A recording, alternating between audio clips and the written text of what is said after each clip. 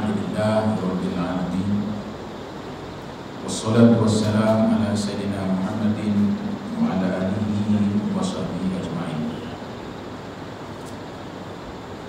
Tuan Nazir dan ahli jawatan kuasa masjid, imam berada masjid, seterusnya hadirin dan hadirat yang dirahmati Allah sekalian.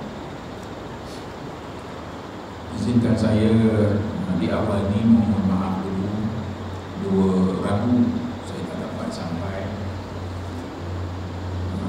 Rabu yang pertama saya dah nak datang sini dalam pukul 3 dulu, ada satu telefon sampai minta saya datang ke satu majlis makan malam yang dianjurkan oleh Yayasan Kebajikan Negara. Dia kata Datuk kena datang juga, Pasal Perdana Menteri nak datang. Siaplah saya hari itu. Sampai ke sana, selepas sahaja Perdana Menteri bocah, diumumkan saya Toki yang itu PPIM tu, kemudian Tan Sri apa nama ni, bekas KSU Kementerian Dalam Negeri itu, kemudian seorang Cina naik ke pentas untuk menerima sijil tokoh kebajikan Malaysia 2022. Jadi saya pun tak bersedia, tak ada apa, naik aja lah ke pentas, ambil gambar. Itulah pada malam tersebut. Lepas itu tak dapat datang. Yang kedua pula, saya tiba-tiba diarah ke Terengganu dan Kelantan. Pada hari Rabu itu sampai sini pukul 10 malam flight. Jadi saya minta ampun, minta maaf kerana tak dapat kerap dalam majlis-majlis yang saya dah janji ini. InsyaAllah kita berdoa kepada Allah SWT agar kita diberi peluang selalu untuk ulang kaji pelajaran-pelajaran yang kita dah belajar.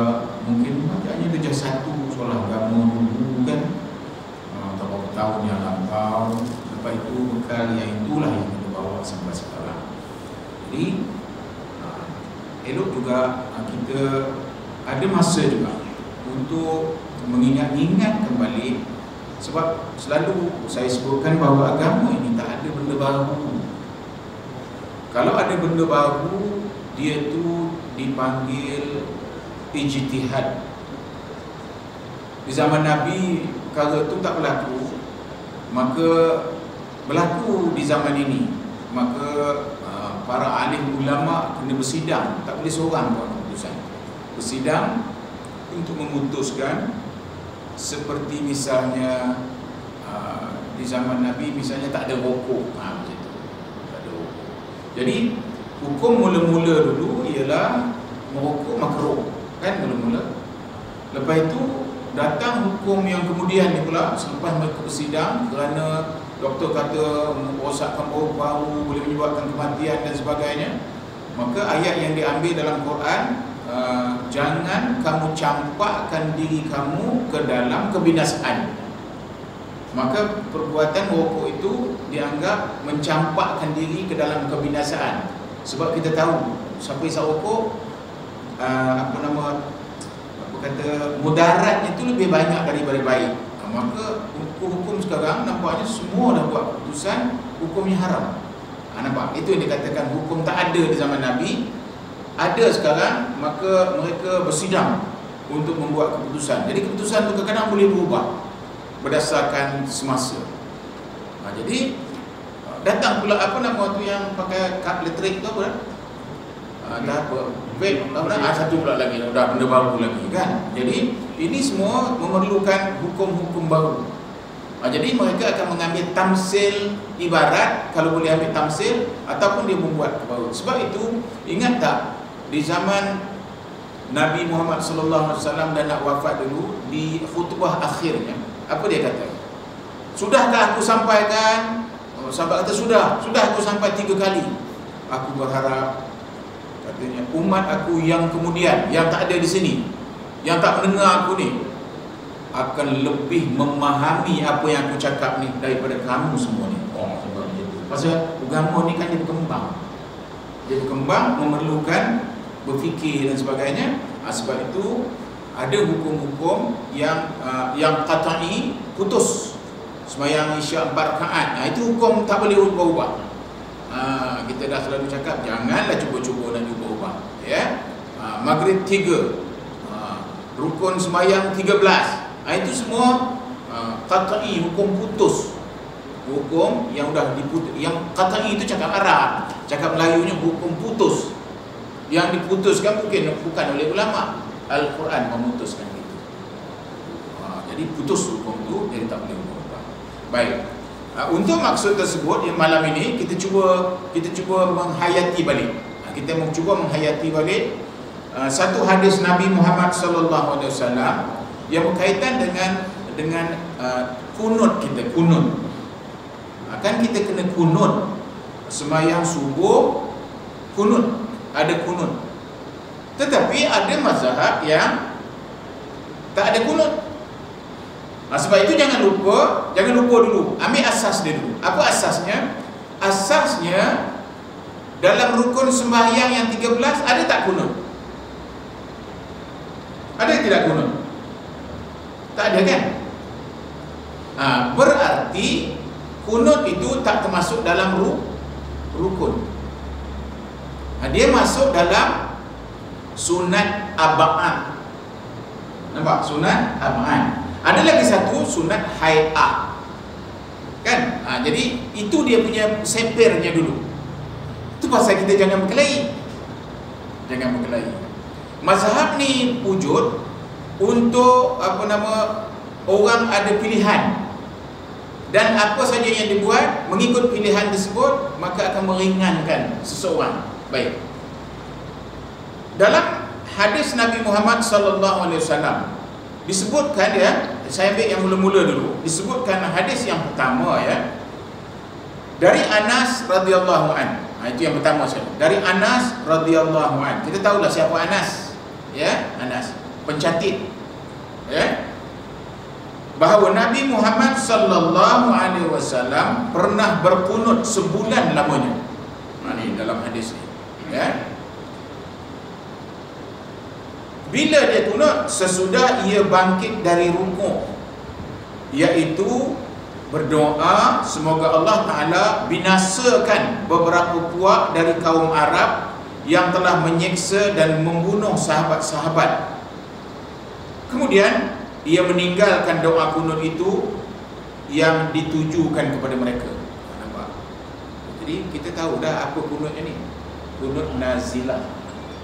Kunut ni, iaitu kunut kita minta tolong Allah Subhanahu Wa Taala. Kerana sahabat Nabi teruk betul dibuat orang tu kan. Apa yang tak dibuatnya? Kita tengok sahabat-sahabat Nabi, kita tahu sejarah-sejarah Ammar bin Yasir, Bilal Ar-Rabah, teruk betul dibuat orang tu.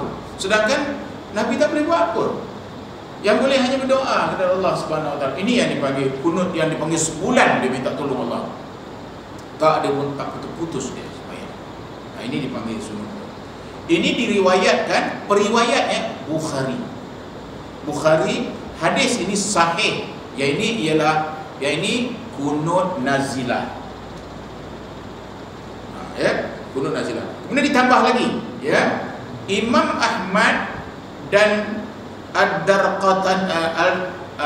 Darqutni juga meriwayatkan hadis yang sama, maksudnya dari jalan yang lain.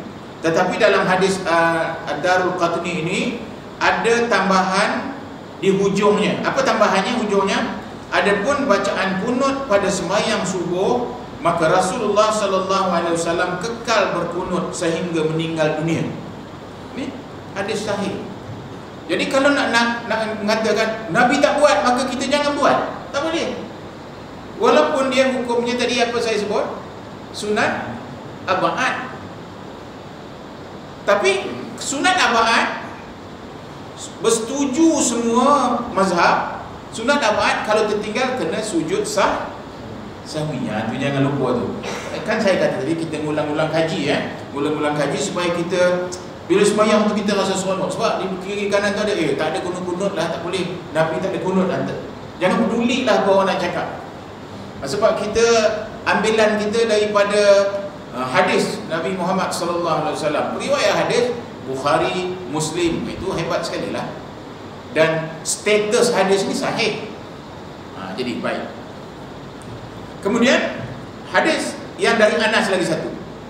An Anasin radhiyallahu an qala ma zala Rasulullah sallallahu alaihi wasallam yaqnutu tu kunut lah yaqnutu fil fajri hatta faraqad dunya. Hadis 91 dalam Mastika hadis Rasulullah sallallahu alaihi wasallam jilid kedua. Ini bukunya ada kat sini. Ini buku situ saya ambil ni diterbitkan oleh Bahagian Hal Ehwal Islam Jabatan Perdana Menteri. Lama dah buku ni Dia kata dalam bahasa Melayunya, dari Anas radhiyallahu an katanya Rasulullah sallallahu alaihi wasallam sentiasa membaca doa kunut dalam sembahyang subuh hingga ia meninggal dunia. Kau ulang sekali lagi yang tadi juga. Yang ini dari Anas. Yang tadi daripada Darul Qatni. Yang ini dari Anas. Dan dua sahabat.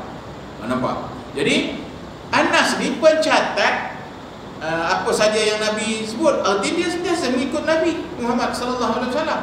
Maka dia mencatatkan sampai meninggal dunia dia terus kunut. Itu ilmu dia, ilmu dia. Jadi oleh kerana itu kalau tertinggal kunut bagi Imam Syafi'i kita kena buat sujud sahwi. Jadi kalau imam tu di depan tertinggal dia kunut, orang belakang kena ingat lah. Subhanallah, tahulah dia tu tak payah cakap kunut dah, tak boleh begitu. Kalau kunut lah keluar dah awak pun sembahyang dah tak ada. Kunut lah, bukan main, tak boleh macam tu. Itu dia punya disiplin dia. Disiplin dia, subhanallah. Imam tu faham. Mana dia dah terlupa satu benda, dia berhenti kejap ingat, belum. Dia boleh tegak balik. Dia boleh tegak balik sampai dah macam nak rukuk, dia boleh tegak balik tu.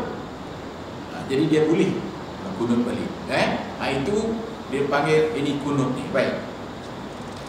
Menurut Imam Nawawi, Imam Syafi'i punya ulama-ulama kemudian ramai ahli hadis yang meriwayatkan hadis ini dan diakui sebagai hadis sahih. Di antaranya Al-Hakim, Al-Baihaqi, Ad-Darul Qatni juga meriwayatkan dengan sanad yang sahih. Jadi macam mana kita nak kata tak ada kunut?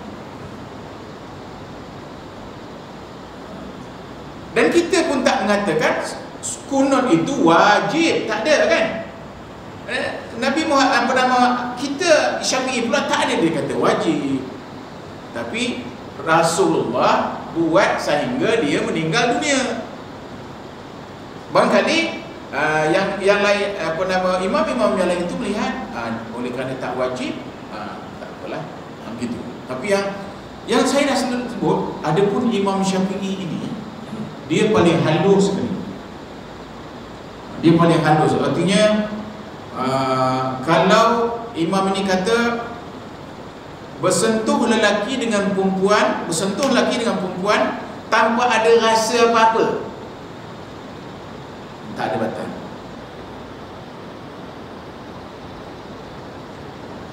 Ayat Al-Qurannya ada bersentuh batal, tapi macam mana sentuhan tu? Jadi ulama yang ini kata kalau sampai terasa gegarnya terasa batal. Kalau tak ada apa-apa, tak ada batal. Kalau terlanggar, tak batal. Jadi oleh kerana itu Imam Syafi'i ambil yang paling selamat. Itu maksudnya tu. Artinya jangan langsung bersalam, jangan langsung bersentuh, kerana ini paling selamat. Paling selamat. Sebab itu Syafi'i ini dia paling halus. Jadi alhamdulillah kita Syafi'i. Kita lahir-lahir dah Syafi'i. Maka Syafi'i ini dia yang paling halus. Cukup menjaga lah. Waraknya tu dahsyat sungguh Syafi'i ini Jadi menurut huraian ulama, membaca kunut pada sembahyang subuh dan berdiri membacanya, ya, berdiri membacanya bangkit dari rukuk rakaat yang akhir adalah sunat abad. Ini disebutnya. Jika tertinggal, dikehendaki melakukan sujud sahwi. Kalau orang nak tanya, inilah bukunya, ya, Mastika. Ini ada kat masjid ni, ada Mastika jilid 2. Hadis ke 91. Boleh cakap dah tu kalau nak. Hadis 91. Jadi demikian juga halnya membaca selawat dan salam kepada Nabi, keluarganya serta sahabat-sahabat dalam kunut. Ada orang kata tak payahlah selawat tu, hadis tu je lah, habislah. Tidak, kata disebutkan oleh ulama. Demikian juga halnya membaca selawat dan salam kepada Nabi, keluarga serta sahabat-sahabatnya dalam kunut. Jadi jangan tinggallah satu set terbaca semualah, ya. Lafaz doa kunut itu pula ada disebutkan dalam hadis yang berikut, ya. Hadis yang berikut. Hadis, bukannya kunut tu ada hadisnya yang mengesahkan. Jadi kalau kata saya baca hadis kan panjang. Baik, saya sebutkan apanya saja, ya.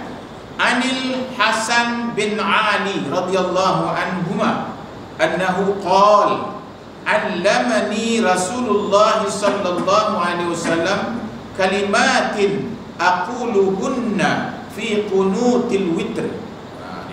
Dia sebutkan apa nama, dia sebutkan kunut dalam witir pada sembahyang apa? Tarawih, ya. Kita buat sini witir kita 15 ke atas. Tapi imam mazhab lain di Mekah, kalau kita pergi Mekah, hari pertama dia dah start. Dia tak kira macam kita. Syafi'i pula start daripada malam 15, ya. Dia disebutkan. Kemudian dia punya matannya kita sebut sini, Allahumma hdini fi man hadait. Allahumma hdini fi man hadait. Ta ujungnya hadaita. Hadait, ya. Hadait artinya, ya. Yang penting tu artinya tu. Yang pentingnya, ya Allah, ya Tuhanku. Itu Allahumma ya Allah, ya Tuhanku, ya Allahumma ihdini, apa nama ni, fi man hadait. Ya Allah, berikanlah aku petunjuk, berikanlah aku petunjuk bersama mereka yang telah Engkau beri petunjuk. Pagi-pagi bangkit aja dari tidur, yang kita minta mula-mula dekat Allah ini dia. Kita minta hidayah, huda. Kalau ada orang anak nama Nurul Huda, tu cahaya petunjuk nama dia. Petunjuk Allah tu memang sangat penting kepada kita semua. Petunjuk Allah. Kalau orang yang dapat petunjuk Allah, dia nak jalan tu dia dah tahu dah apa ada di depan tu. Dahsyat sungguh orang tu lah. Dahsyat sungguh lah orang tu. Kalau seorang Perdana Menteri lah, seorang raja lah, dapat ilmu itu, tak terbuat apa dia orang lah. Tak terbuat apa dia orang lah. Sebab kalau ada orang nak nahan tengah jalan, dia dah tahu lah. Sudah disiapnya kan askar dia jalan dulu kan. Tapi tak ada orang yang dapat segitu hidayah, ya. Nabi Muhammad SAW, ya. Jadi yang kita minta mula-mula setiap pagi itu hidayah. Rupanya dalam hidup ni hidayah itulah nombor satu sekali. Sempurna benar kita hidung kita mancung bukan main, tinggi lampai bukan main, lawa handsome bukan main. Tapi kalau tak dapat hidayah, kesian. Kaya bukan main, tak dapat hidayah. Bayang besok mati, besok dia tengok aja apa buat baik itu. Misalnya kita katalah siapa yang baik ni, siapa yang baik ni, yang apa nama, yang komputer tu, siapa nama dia? Siapa? Gates. Bill Gates. Bill Gates. Dia ada yayasan. Dikeluarkannya sampai 1 bilion untuk apa? Membuat research macam mana nak mengubat penyakit malaria misalnya di tempat-tempat yang susah tu. Dia keluar duit. Macam mana researchnya, apa sebab penyakit ini datang, daripada nyamuk, macam mana. Kemudian sampai kita dapat sekarang ni apa? Nyamuk lain pula dilepaskan untuk membunuh nyamuk itu sekarang ni. Dengue tu dilepaskan pula satu jenis nyamuk yang pergi lawan dengue. Ini dipanggil research. Research ni bukan dibuat oleh kerajaan, dibuat oleh pihak-pihak yayasan. Bill Gates keluar duit. Besar pahalanya tu. Besar pahala tu, menyelamatkan nyawa orang. Tapi besok kata Allah, sampai waktunya dia nengok aja kebaikan tu, orang dah suruh tu masuk Islam. Syarat benda tu akan jadi dikira oleh Allah Islam dulu. Asyhadu an la ilaha illallah, semua yang itu dipakai. Kamu tak ada syarat, yang kamu tu lagha itu je.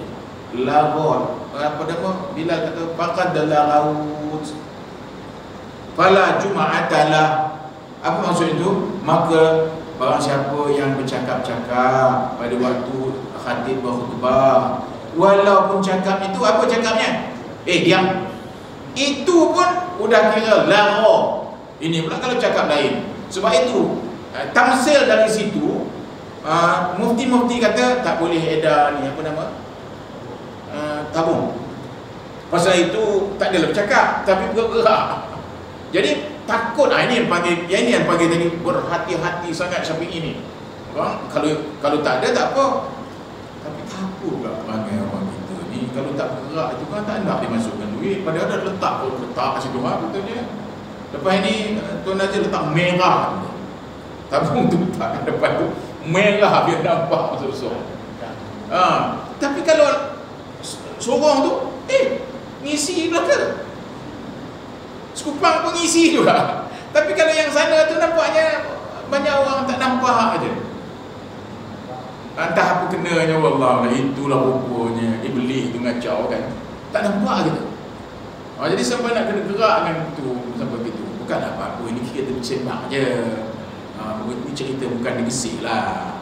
Ini cerita tempat lain ya. Orang sini tak apa, dia semua situ Baik. Balik kepada ini tadi, apa yang sebenarnya kita minta? Pagi-pagi kita dah bagi tahu, kita minta ni hari ni, ya Allah, aku akan segar ni selepas charge bateri tadi ni, macam kita charge telefon ni kan. Lepas charge nak mula pakai. Yang mula-mula kita nak minta hidayah. Hidayah nak minta. Kerana setelah hidayah ni kerang, semayang pun tidak, berjogging mungkin pergi berjogging, semayang tidak. Kalau hidayah ni tak dapat, pagi-pagi noreh dah, menoreh, tapi tak dapat hidayah. Entah apa-apalah kita buat. Sebab tapi kalau kita dapat hidayah, apa-apa pun solat dulu. Lepas itu pasal niat, hari ini aku bekerja lillahi ta'ala, nak cari rezeki untuk tanggungjawab aku, anak-anakku nak makan, anak-anakku nak pakai, anak-anakku nak sekolah, nak bagi belanja sekolah, macam-macam lah yang kita tu niat kita. Jadi kalau Allah bagi hidayah, pandai aja otak tu berfikir supaya semua dapat jadi pahala. Tapi kalau dia tak bagi hidayah, tak dapat. Bahaya sungguh. Kita terlupa bahawa fabi ayyi ala'i rabbikuma tukadziban. Apakah lagi yang nak kau dustakan? Ulang.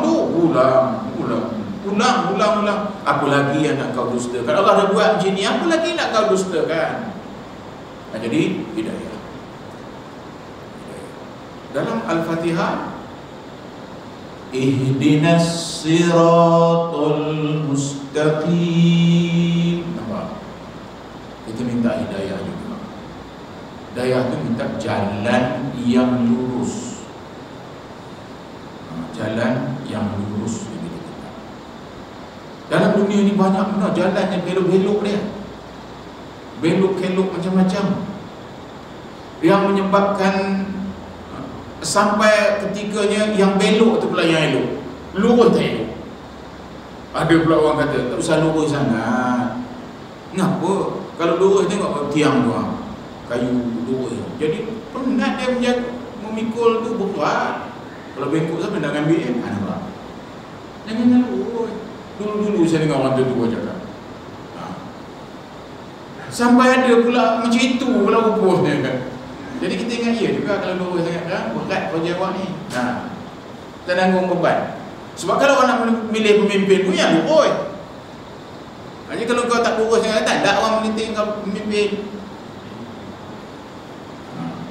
Jadi buruk benar bunyi dia ya.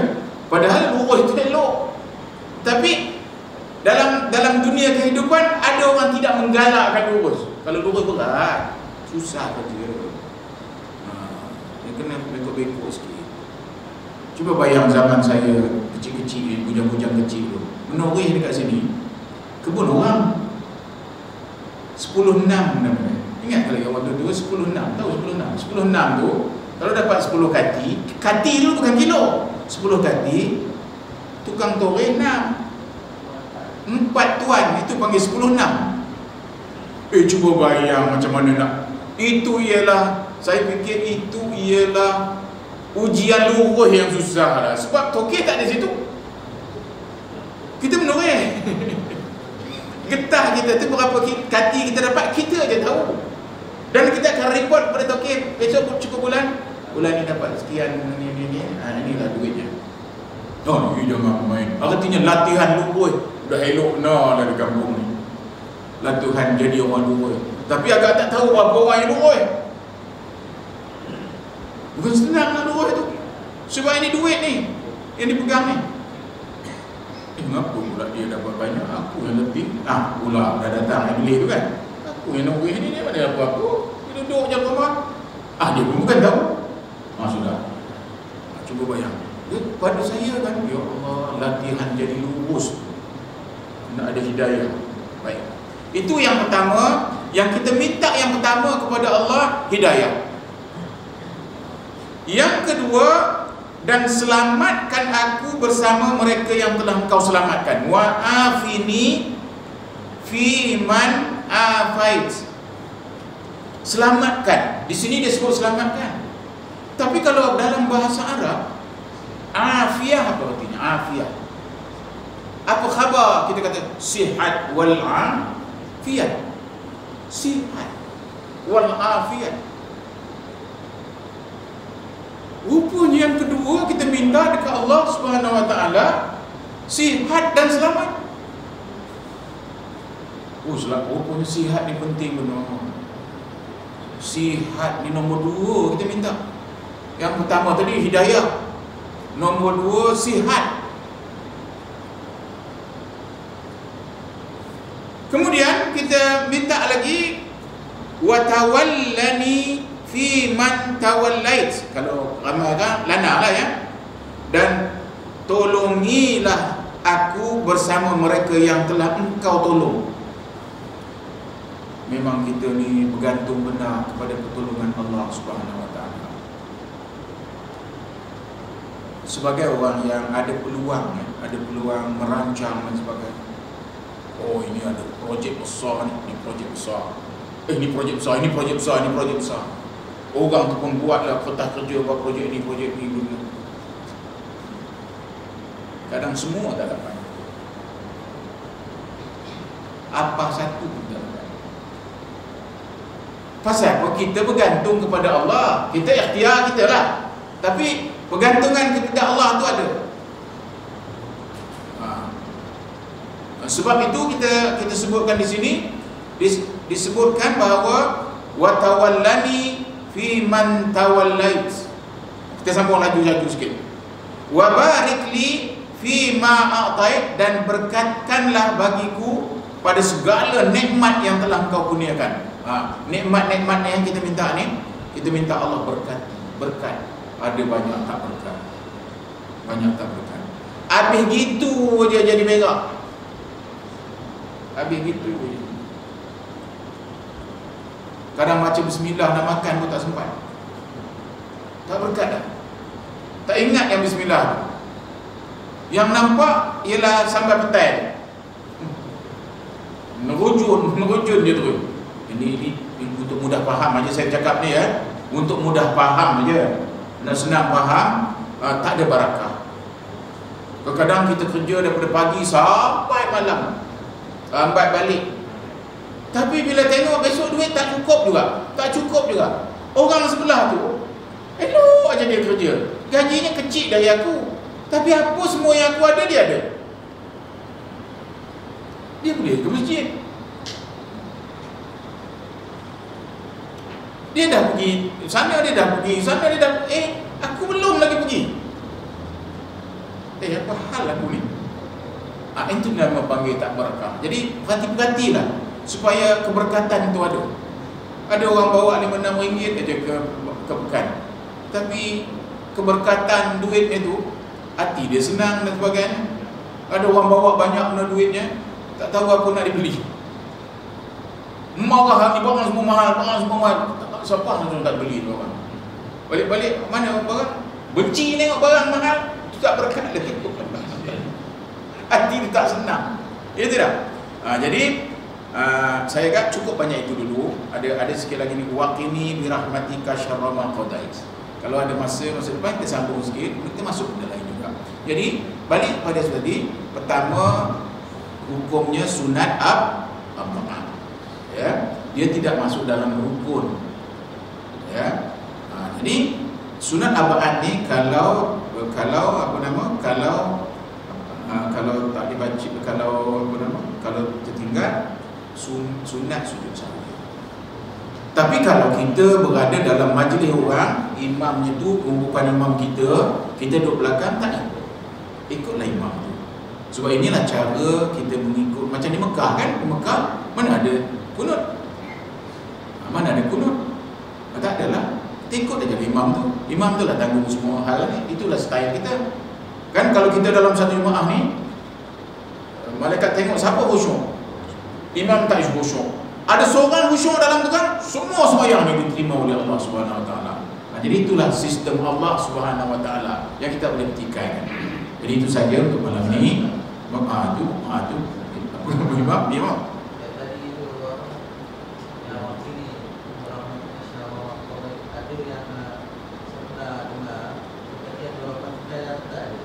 Betul.